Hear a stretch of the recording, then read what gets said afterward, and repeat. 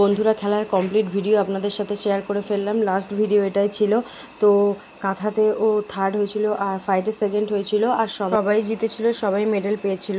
আর সেদিনকেই আমাদের ডিস্ট্রিক্টে সোমরা বাজারে খেলা ছিল, সবাই ট্রফি পেয়েছিল, সেগুলোও শেয়ার করলাম। আজকের মতন টাটা, বাই বাই।